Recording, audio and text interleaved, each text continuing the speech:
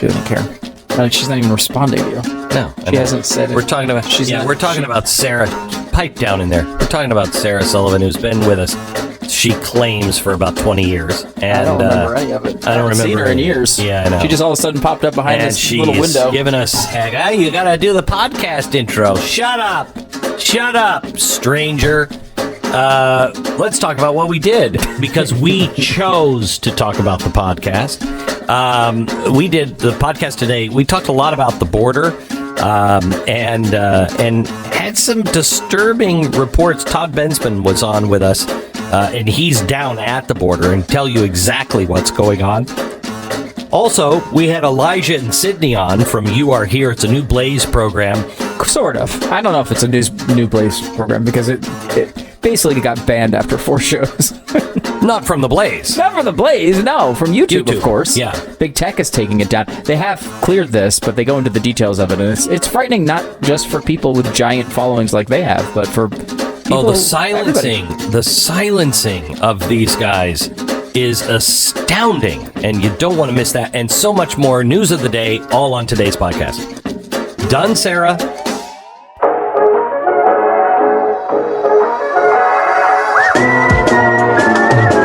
You're listening to the best of the Glenn Beck program. Pat Gray is joining us from Pat Gray Unleashed now.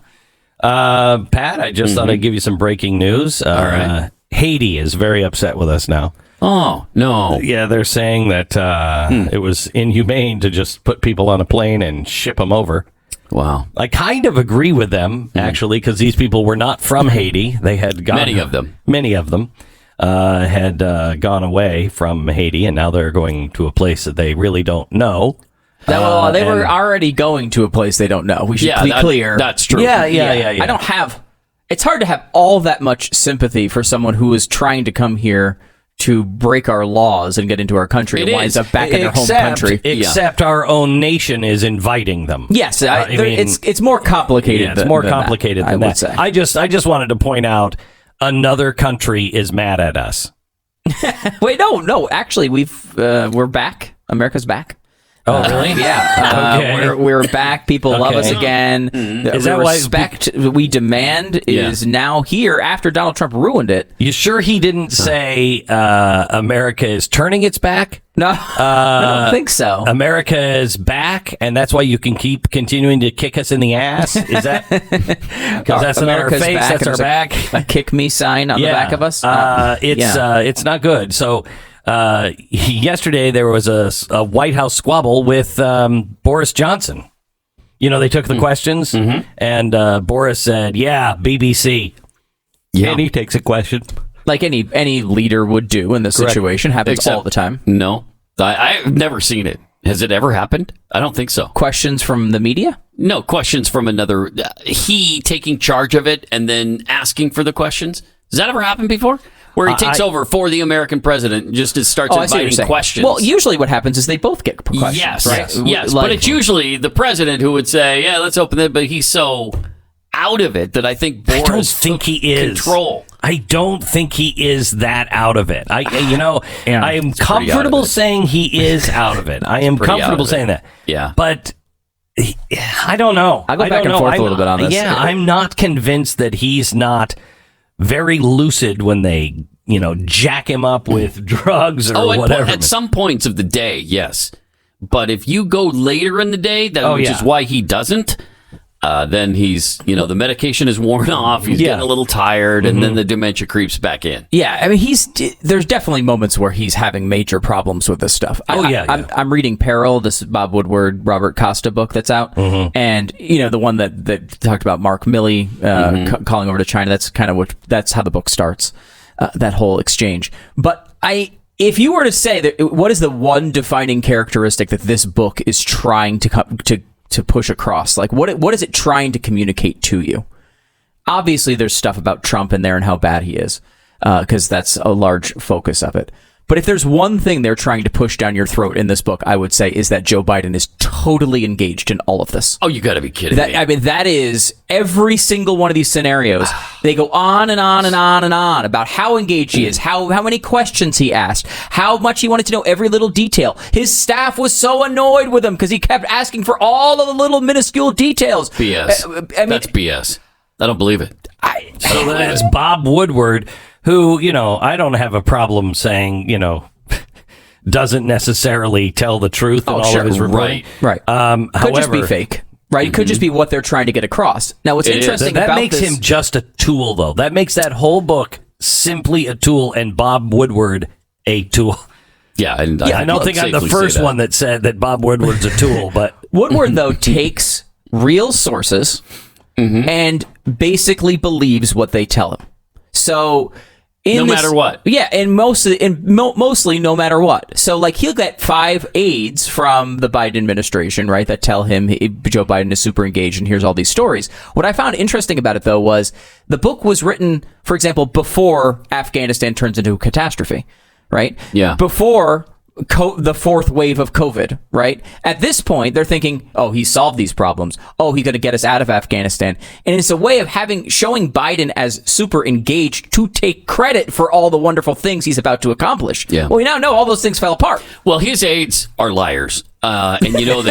Yeah, I think that's true, though. So, that's a legitimate you look point. at the Boris Johnson, Joe Biden meeting the other day. As soon as Johnson takes a breath, his people are ushering the press out of there because they don't want Biden to be subjected to any kind of questioning. They know he can't do it. He's incapable of handling it. And so as soon as they can jump in mid-sentence from Boris Johnson, they rush everybody out of it so nobody has a chance to ask that audio. Here's so weird. It is. Here's the audio. That's the. See? Okay, we're all done. All right, everybody get out. Okay, get out now. And Biden just looks at it like he's confused. Yeah. I mean, it's really one thing to okay, the press conference is over. You stand up, you shake Boris's hand, you say something into his ear, you act like you're on your phone. I don't know, anything other than just sitting there staring. But they know they must prevent disaster. And so that's how they handle it. They're shutting off sometimes in the middle of his it's not in the middle, but at the end of his press conferences, when he starts to go off of script, they will just turn off the feed.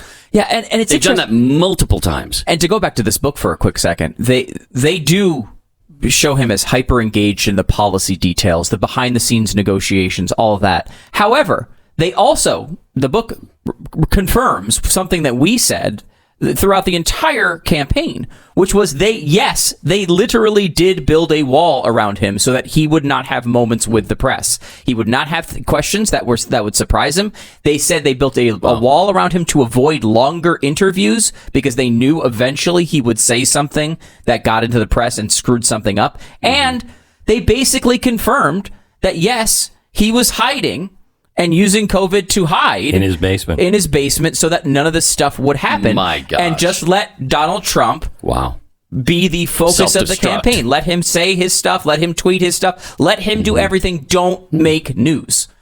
And that was look. And we said at the time, I think that's a smart way for Joe Biden to run a campaign because he's obviously terrible. And anytime anyone thinks about him, they can't vote for him. So the only hope was make this all about Donald Trump 24 hours a day and act as if you're not even running for president. And that's what they did. So I think the next shoe to fall, and I don't know. I mean, he could screw anything up. We could be in nuclear war tomorrow with France. The next shoe to fall, I think, is the economy. If you look at what's happening yesterday, the Fed announced. Now, the Fed chair came out, 6 months ago and said, we're not even going to think of interest rates until 2022, 2023. Okay, that's a long way off. Yesterday, they said they were going to end tapering, which is, end the free money giveaway. They're going to end tapering. The nightly thing that they give away to the 12 banks? No, not that. They're not going to end that. No, not going to You don't want to end that. No, this is the $50 billion a night to 12 banks. I know. $1 trillion a month. Still. They are going to taper off on their buying of stocks and bonds, okay? To keep the thing going. The last time they did that, the stock market went down dramatically and everything took a bath, okay? So that's a bad sign. Then at the same time they said we're going to end this, we're also going to raise interest rates next year. Wow. So they're going a year early, and they've already made the statement where it's not even on the table. Now suddenly it's on the table, and they're going to do it next year. The economy, inflation is through the roof. 5.3% that they're admitting to. It's probably worse than that. Oh, and it will be worse than that by the end of the year. I mean, we're fortunate that it's not 40% right now. And, that could be in the future. I mean, and I think probably this was the first show that anyone in the audience, unless you're super into finance, heard about this Chinese company that is going under, it seems. Evergrande, is it? Yeah. And they are now not paying employees. Like, this thing seems like it's going out of control, and it's the Lehman Brothers of China. Have hundreds of billions of dollars in debt, and it looks like they're not going to be able to make payments on it. Right. And just that sort of force with an economy that's tied in like it is now, it's going to affect. Can't they build an empty city? They're the ones who are building them. That's the reason. I just build a new one. Build a new giant city that no one will live in. There's always a solution. So if they go down, we have almost 90 ships off the coast of California trying to get into the Los Angeles port. 90 cargo ships. For Los Angeles to get backed up, they used to say one cargo ship is a really bad thing. One cargo ship waiting. Okay, they want to move these things in and move them out. They can't get people to truck it. They can't get people to move it. I mean, no employees. No employees. We have 90 cargo ships. So if you're waiting for something, has anybody else noticed you're waiting all the time? Somebody came to the house because, I'm 2 weeks away from finishing construction at my house. Oh, really? Yeah. Wow. So finally, there's light at the end of the tunnel. So somebody came yesterday and they were giving me an estimate on something that will definitely happen in the next 2 weeks. So we're all done. Right. And I said, well, when is this? They said, no idea. And I said, what do you mean, no idea? And they said, I know, I hate saying that because I seem incompetent, but I'm telling you, the suppliers will not even give us an estimate on when it will come in. My gosh. And I said, have you ever lived in a time in America where this has happened? And she's like, no, never. No, I started thinking today about, if you're going to do Christmas shopping, I want to get that done early this year. Yeah. They're going to be shortages. There are going to be shortages of all these things, right? If you're trying to buy toys for kids and stuff, it's already difficult if it's a hot toy. Yeah. This might be, I'm a total procrastinator when it comes to Christmas shopping, but this is the year I think I might pull the trigger early. I'm having a really hard time finding a Teddy Ruxpin. I really? Yeah, I can't find him anywhere. Yeah. Wow. Really? Yeah. Wow. Oh, I have 12. I've been shopping early for it. I have 12. For my adult children. I need a Teddy Ruxpin. Don't your adult children run your cookie company? They actually do. And you're buying them Teddy Ruxpins. Yes. Yeah. They run the company, but they're not that mature. Well, they are. It's a cookie. It's a cookie company. I think this cookie should be 4 pounds. That's the sort of decision making you're getting over there. And those are good decisions. Very good decisions. We're getting that time of year when people are thinking about football and tailgating parties. Maybe you've got the game on the big screen. Friends and family are gathering around to cheer for their team and have a good time. All right? What's missing? Forget about the friends and the football. Food.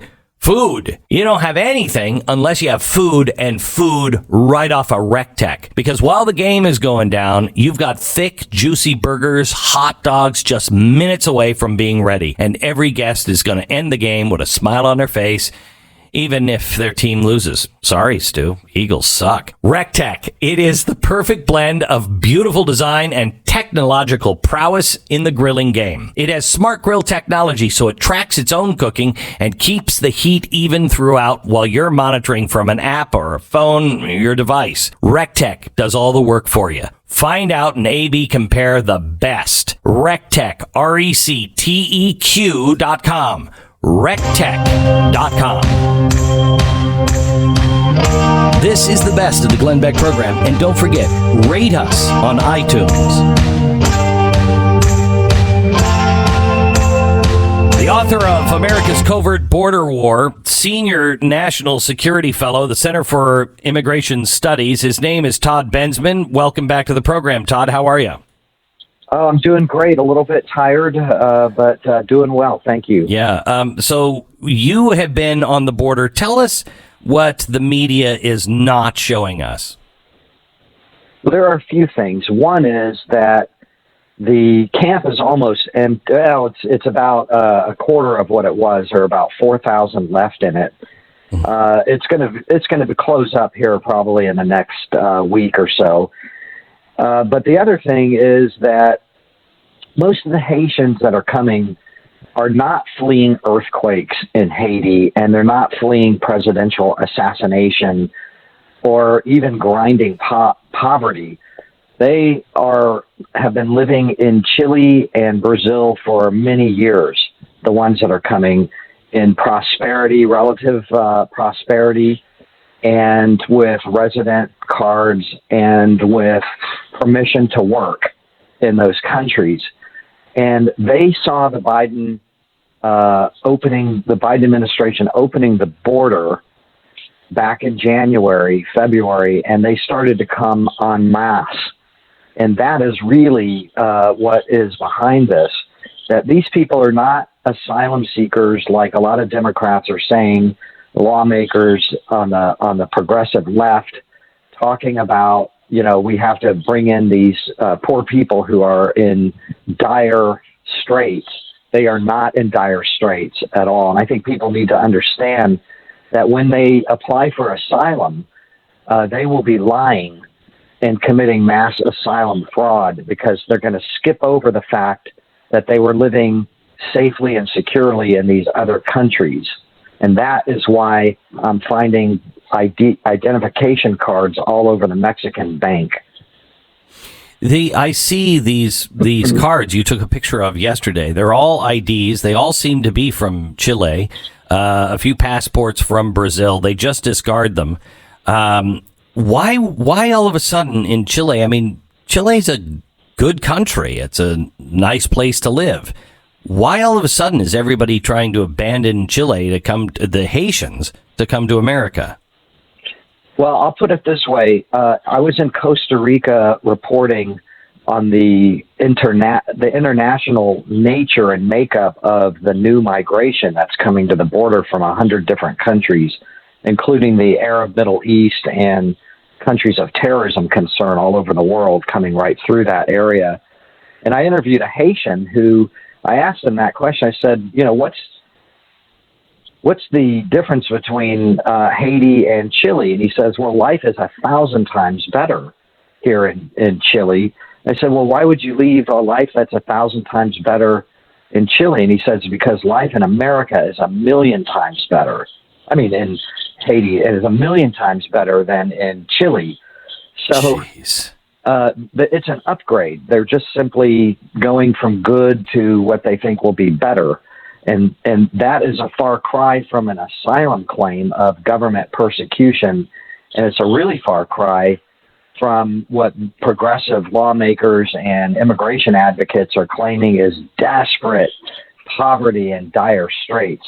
None of these people were in desperate poverty. They were making a living. They may not have been rich, but they were working class and middle class. And some of them did really quite well. You can see it. They're flying around the country on air tickets. Oh. Did they organize this on their own? Why? It seems weird that all of a sudden all these Haitians show up at the same place at the same time. Okay, I can explain that. I spent a lot of time with Haitians really drilling down into their stories, their very recent stories. I'm going to try to give you the quick version because I know you've got only so much time, but the Biden administration asked the Mexican government some time ago to station its National Guard on the southern border with Guatemala to slow roll the number of immigrants coming from Mexico, from Guatemala through Mexico to the U.S. border. And the Mexicans did that with a kind of bureaucratic molasses, requiring these Haitians to apply for temporary permission slips to be in Mexico and asylum and different kinds of things. And they weren't getting an answer for months on end. They're just stuck down in Tapachula on the border there until thousands of them built up. And what they told me is that on September 12th, while they were all waiting 3, 4, 5, 6 months, and they were getting very antsy and causing disruptions in the area, they were told that the Mexican government just said, forget it. You can all go now for the Mexican independence holiday of the week of September 16. You can go without papers. Just forget your claims here. Go. And so this particular, because they needed to clear them out. Okay. They were backlogged in Mexico. Mexico did not want them. They passed that problem to the Americans in violation of whatever diplomatic agreement they had, by the way, with the Biden administration.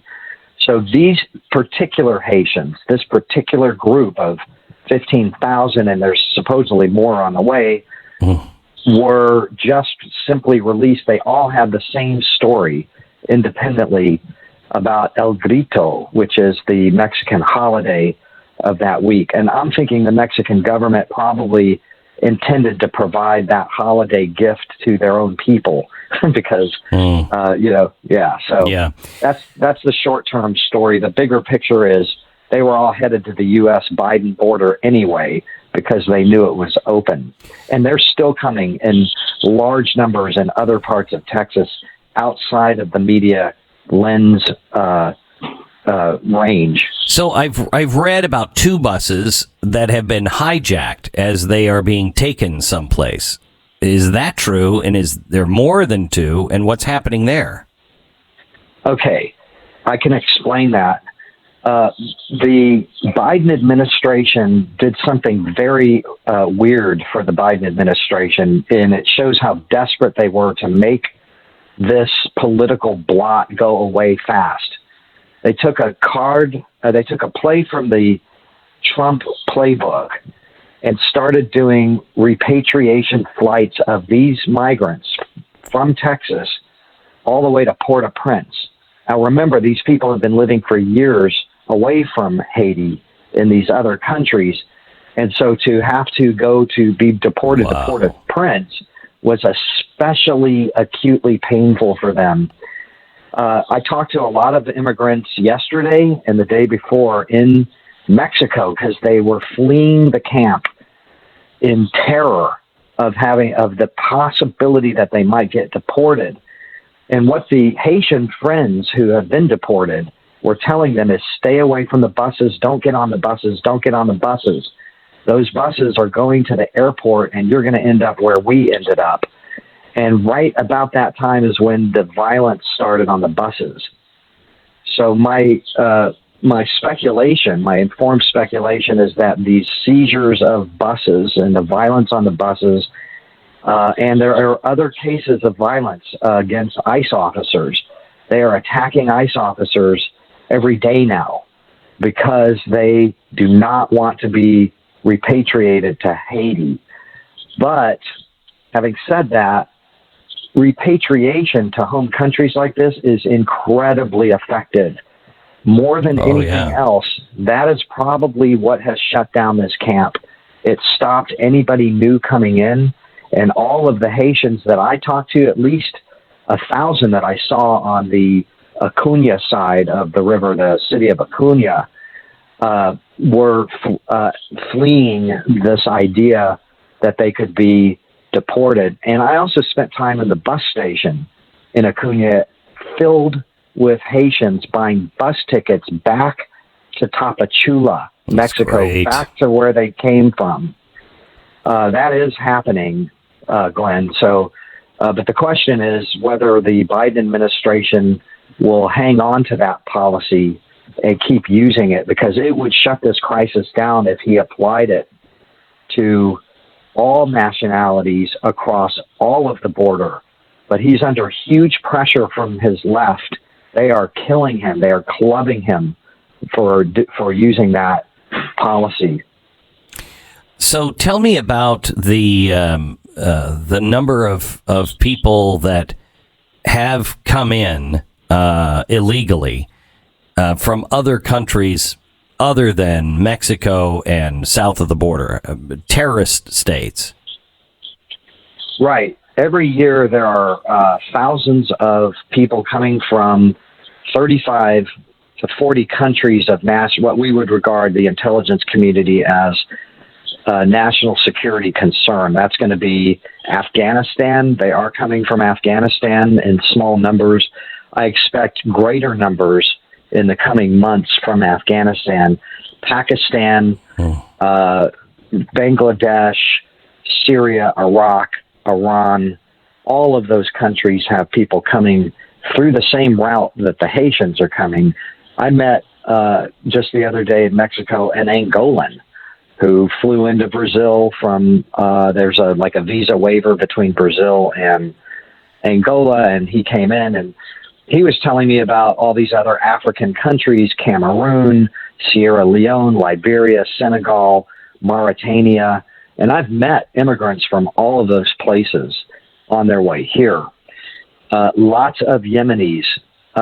Intelligence community sources tell me that the Yemeni problem is so grave because quite a few of them are on the U.S. terror watch list that have been caught at the border, that there is a special unit that has been formed in ICE, Homeland Security investigations, just to deal with the terrorist concern in the Yemeni population coming over that border. That is a true thing.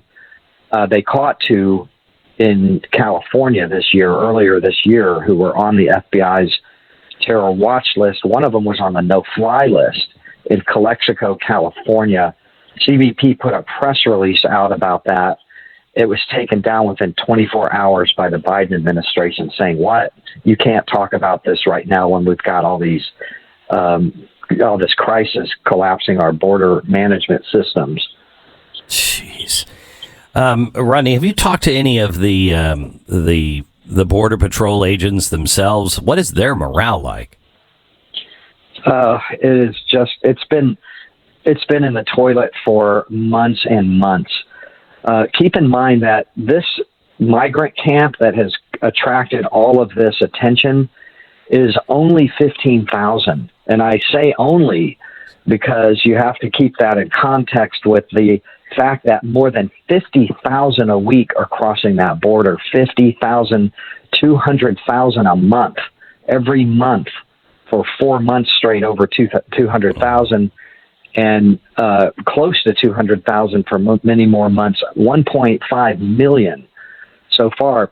And so it's a little bit, hard to believe that the media is concentrating on these 15,000 when, that's just a typical morning in Texas. Jeez. Todd, thank you so much. I'm sorry to call you Rodney. I was thinking about the former chief that has come out, has just come out and released something. I think it was yesterday. It was sent into Washington, a report, and it is terrifying. It is terrifying. I read that. Yes, it is. And, he's finally free to speak, and I think everybody should listen to him and read what he's saying. And by the way, he, even before this, released a video to the troops as he was leaving, farewell kind of thing, and he said he has never seen more terrorists crossing the border than he did in his final months. And if you want to know more about that, the way that works and how they come through and what we do as a country about it, pick up my book, America's Covert Border War. It's all revealed in there, what we do as a nation programmatically. And the fact that we are having this horrendous border crisis is really threatening those counterterrorism programs that we have down there. Unbelievable. Todd Bensman, thank you so much. Author of America's Covert Border War. He is on the border now. Thank you so much. We'll check in with you again. I appreciate it. The best of the Glenn Beck program.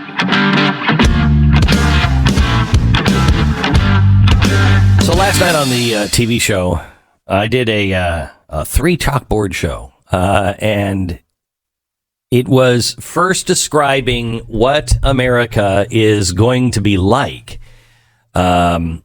when this all comes down. And it's coming down faster than you think, and you already are feeling it. You remember when they said, just going to have to get used to the new normal? And we were like, I don't want the new normal. What are you talking about, new normal? I don't want the new normal. I want normal. But they have promised us normal with the president, right? Donald Trump, throw him out and things will go back to normal. Is this normal? Is this the way our president is supposed to behave? Are these decisions that he's making normal? No, of course, no, it's not. So then why are we listening to them when they tell us they're going to bring normalcy back? They're not going to bring normalcy back. They're bringing something very, very different. They are recreating and transforming America into something that you will not recognize at all, even from today. And it's going to start happening faster and faster. And I laid out a chalkboard last night that shows that we're headed for massive shortages. And you need to prepare for this. Massive shortages in energy, in food, in the things that you already are feeling. You're going to a store and you want to just pick something up and they're saying, we're all out of that. We don't have that. It'll be, I don't know, maybe a couple of months before we get that in. Are you kidding me? This is preparing you for a much lower standard of living. And I don't know how low it could go. It could go to Venezuela. And don't laugh that off. We have been on this course now for almost 20 years. I'm telling you that we could be Venezuela in the next 5 to 10. That is not unreasonable. I think we could be Venezuela, quite honestly, in the next 4. So prepare yourself for a much lower living standard. Prepare yourself for shortages of energy, beef, fruits and vegetables. Prepare yourself for blackouts and brownouts. Prepare yourself for your savings devalued by about, let's say 40%. I'm being kind. Zero privacy on your money. Zero privacy. Your banks will become a big brother. You're going to have to get used to collective rules. This is good for the collective, but it's horrible for me and my community. Doesn't matter. Prepare for that. Prepare for schools to be only teaching your kids to be activists or to work for a giant corporation. Those are the things that you have to prepare for. And by 2030, prepare for no ownership and no one to blame. No one to vote out. Have you noticed? Let's start there. Nobody takes blame for anything anymore. On Afghanistan, who's really responsible? I mean, Joe Biden says the buck stops with him, but does it? Is there any ramification? The buck stops with me means I'm responsible. I'm not only going to take the blame, but I will take the repercussions of that. There's only one repercussion for Joe Biden right now, and that is his poll numbers are abysmal. He is now less popular than Kamala Harris. Do you remember just a couple of months ago, they were talking about how dramatically low her rate is and how nobody could expect her to do anything in her career if she doesn't get her approval rating up? And they had big meetings in Washington. How are we going to get her approval ratings up? He's now less popular than she is. But is that affecting anything, really? Do you hear anybody calling for him to be held accountable for the border? For Afghanistan? For inflation that is going through the roof? For the fact that we can't seem to go places that we've always gone to and do things that we've always done because nobody will work there anymore? Because it's better for so many Americans just to stay at home rather than go back to work? Is this normal? Well, it is the beginning of the new normal. There were 5 things that made America truly remarkable. And they all worked together, especially in the 20th century. We had cheap and abundant energy. You go anywhere else in the world and energy is very expensive. Here we have more natural gas than anybody else. With the new oil reserves that have just recently been discovered and through fracking and everything else, we have more oil here than they did in Saudi Arabia. We have energy like nobody's business. We also have rare earth minerals. These are really important. Computer chips. You know the shortage we have?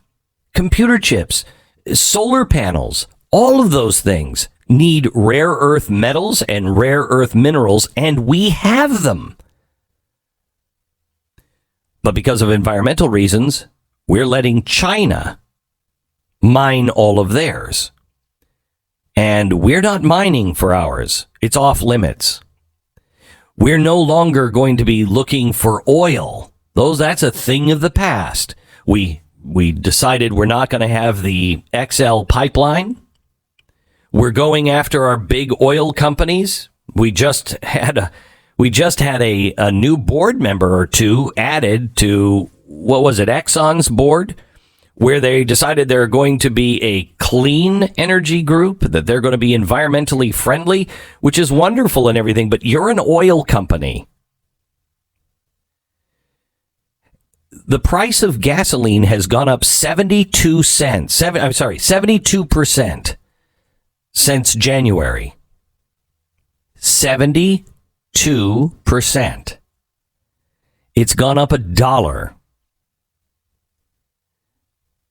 Energy is being slaughtered by this administration. And believe me, they will not care if gasoline is $8 a gallon. They will not care, because it will force you into a new green car. I've talked about this before. I don't think people understand. Do your homework. The gasoline engine is over. This year is the last year for models to have pure gas engines. It's all going electric. By 2030, that's out. So what are you going to replace it with? We can't build any new nuclear power plants. We can't have any new coal plants. We're really left with solar and wind. Who controls all of that?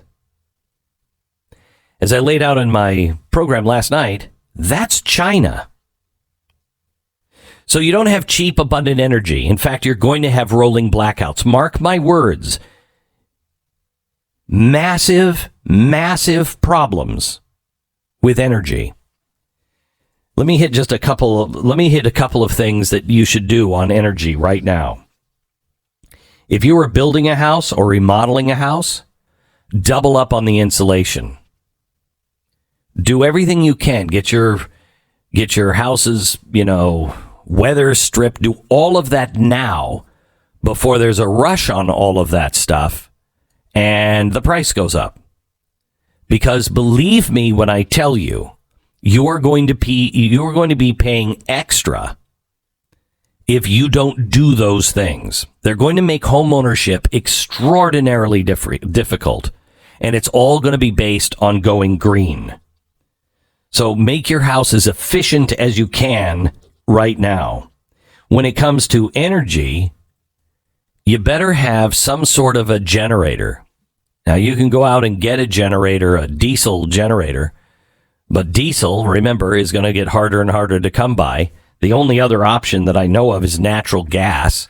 That's going to be harder to come by, but it's cleaner than diesel or gas. And, maybe you already have natural gas, but find a generator. And if you can afford one that will run your house, because you're going to, in the future, have rolling blackouts. When it comes to your business, because the next thing that was on my chart was cheap, abundant energy. That was number 1. There are 5. Number 2 is the American workforce. Number 3 was abundant land and farming. Number 4 is a strong dollar. Number 5 is a stable government. That's what made America great. Those 5 things. But we don't have any of those 5 things anymore. Cheap and abundant energy is going away. Look at the American workforce today. You're killing your entrepreneurs. You're calling anybody that is paying taxes now a thief. Remember, 61% of the people that 61% of the American public did not pay any federal income tax in 2020. Or is it 2021? 2020. Mm-hmm. So no federal income tax, 61%. Now I would say, well, that's because of COVID and everything else. But are they doing things to get people back to work to pay taxes? The answer is no. And what are they doing? The 39% that did pay tax, those are entrepreneurs to the billionaires. Those people, they're under attack. Their businesses are under attack, unless you're a big Home Depot style business. If you're a local entrepreneur, you have been under attack by this government. To the point to where you can't even find workers now to help you. So the workforce is being slowly destroyed. Here's what you need to do. If you have a business, you need to begin local groups. They did this in California, and that was the only reason why they could push back on some of these COVID rules, is because they got into groups and they invited attorneys to be part of the group, and it was just a local, I don't remember, it was named after one of the streets. We had them on once talking about it, but it was just a local group of people who are all businesses on one street. And they all started to push back, and they got an attorney, and they made headway. They kept their businesses alive. You need to stand together right now. You need to start to gather as a local group right now. The American workforce, you just got to go to work. You have to go to work. The more you depend on the government, the more they will have control over you. Get yourself untangled from the government as much as you can. I told you years ago, spit yourself out of the system. It's pretty difficult to do, but very obvious on where you are in the system.